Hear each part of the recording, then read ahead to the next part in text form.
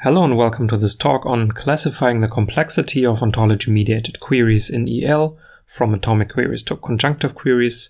My name is Leif Sabellek and this is joint work with Carsten Lutz. So we want to understand the complexity of ontology-mediated querying in EL on a very fine-grained level. So let me quickly introduce the ingredients. We have an ontology-mediated query, which consists of an EL ontology, an A-box signature, and a conjunctive query. And additionally, we have an A-box and a candidate answer, which is just a tuple of individuals from the A-box. And the question is if this candidate answer is a certain answer to this ontology-mediated query in this A-box. And we are concerned with data complexity, which means that the OMQ is fixed and only the A-box and the candidate answer are an input to the problem. And it is well known that the data complexity of such OMQ is always in polynomial time, but we want to understand it on a more fine-grained level. We want to understand for every single such OMQ what is its data complexity. This so-called non-uniform data complexity is one line of research in the area of ontology-mediated querying, where you take a class of OMQs and you try to classify the complexities of these OMQs in the most fine-grained way, which means you want to understand the complexity of every single OMQ. Typical results are dichotomy theorems. A very famous result is the P versus NP dichotomy for CSPs, proven independently by Zhuk and Bulatov a few years ago, which implies a P versus NP dichotomy for this class of OMQs, all OMQs over ALC ontologies with a UCQ as the actual query. And it turns out that this is closely connected to rewritability questions. For example, you want to understand for every single OMQ from some class of OMQs, is it rewritable into a first-order query, is it rewritable into a data log query, and so on. Let's start with some examples. Here we have an ontology which just says that every student is a person and the query is person of X. So this query is very easy to answer. In fact, it can be rewritten into this first-order query, student of X or person of X, and the ontology is not really needed anymore. And since a fixed first-order formula can be evaluated in AC0 data complexity, this OMQ has AC0 data complexity. Let's look at another example. Here we have an ontology that says whenever an individual has a mother that is a dog, then this individual is also a dog. So the concept name dog is propagated unboundedly along role chains of the role mother. And the query is dog of X. So if we want to know whether some individual is a certain answer to this OMQ, we need to somehow check reachability. We need to check whether an individual labeled with dog is reachable from our candidate answer via chains of the role mother. So this is like checking directed reachability, which is an NL-complete problem, and it turns out that the data complexity of this OMQ is actually NL-complete. But there are queries that are even harder. Here we have the rule exists mother horse and exists father horse implies horse.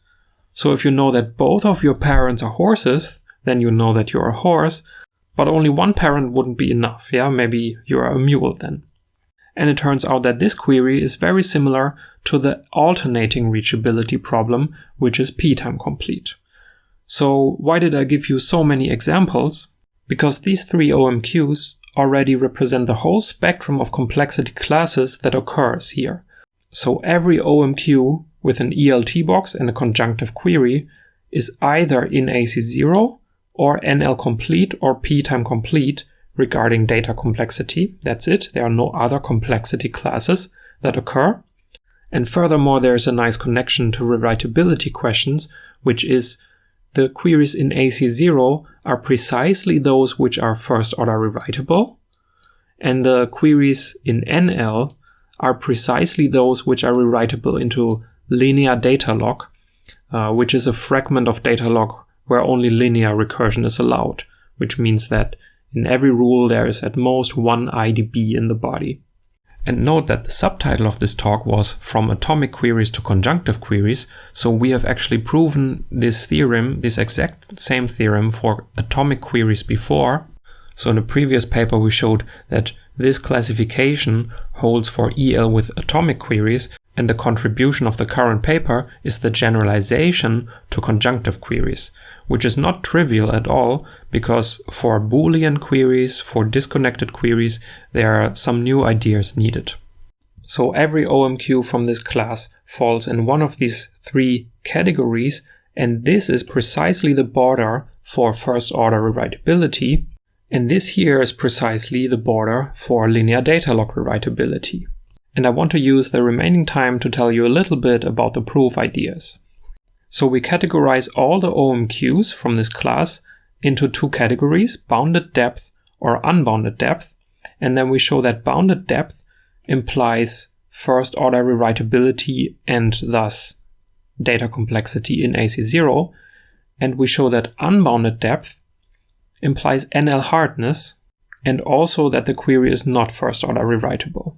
This gives us the first dichotomy theorem here, the dichotomy between AC0 and NL, and then we categorize these unbounded depth OMQs further into bounded path-width OMQs and unbounded path-width OMQs, and we show that bounded path-width implies linear data log rewritability, and since every linear data log program can be evaluated in NL data complexity, this also implies containment in NL. And we also show that unbounded path-width implies p-time hardness and that the query is not rewritable into linear data log. So what are the depth and the path-width of an OMQ? Let's start with the depth. So we have an OMQ, an ontology, and a conjunctive query. Here the conjunctive query is visualized as a graph, some answer variables. And now we want to understand what is this OMQ actually asking for.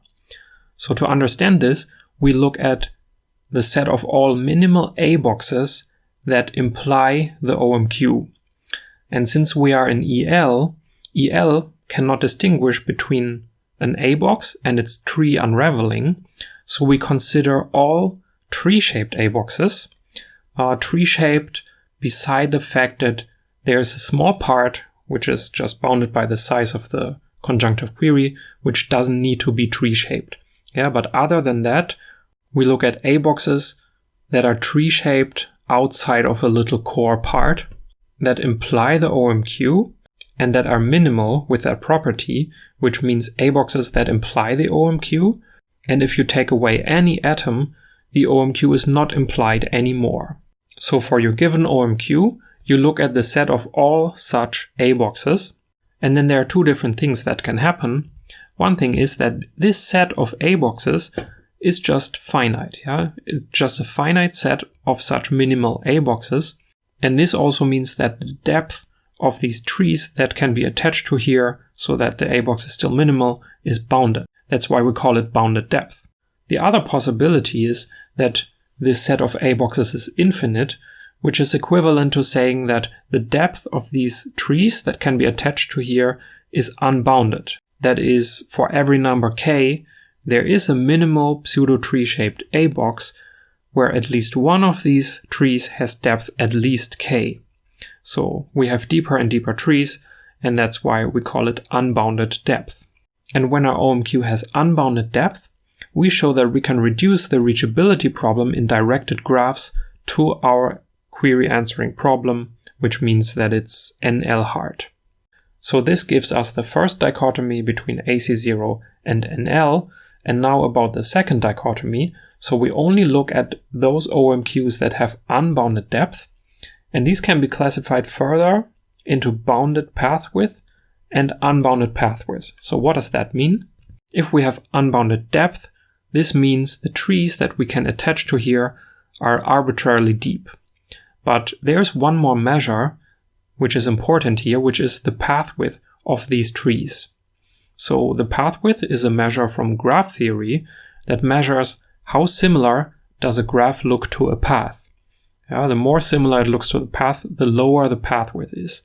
And if there's an overall universal bound on the path-width of all the trees that can ever be attached to here, so that these A boxes keep being minimal, then we say that the query has bounded path-width, and otherwise we say that the query has unbounded path-width, where unbounded path width means that there's at least one tree that is very wide, very much branching and not very much like a path.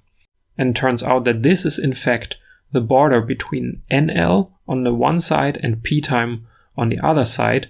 So we show that bounded path width implies that the query is rewritable into linear data log, which in turn implies NL data complexity.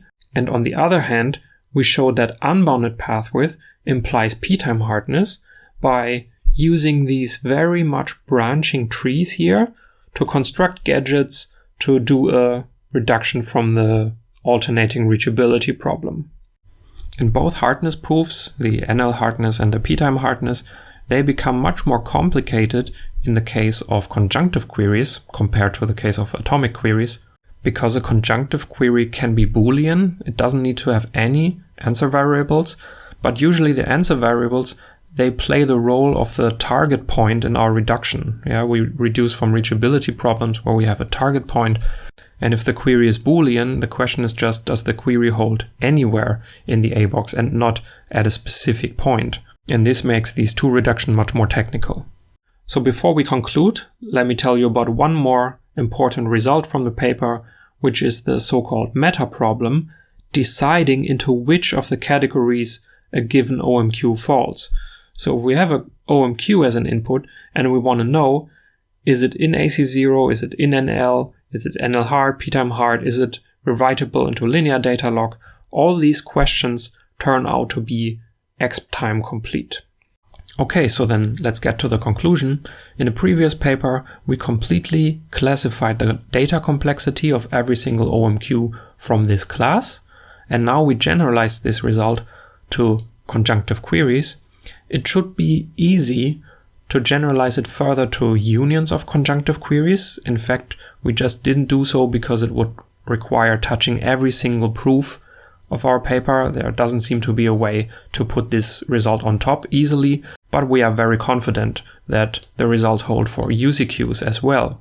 An interesting direction for future work would be a classification of all OMQs from this class where we have ELI ontologies, so where inverse roles are allowed. And it turns out that our proofs completely break in this case.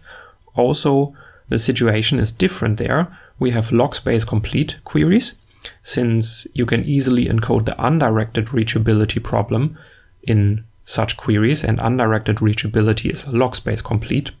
So far we didn't succeed, but we saw that this problem is as hard as classifying all CSPs with tree duality, which is an open problem in the world of CSPs, so it might in fact be very hard to obtain a full classification for OMQs based on ELI. And that's all I had to say. Thank you for your attention.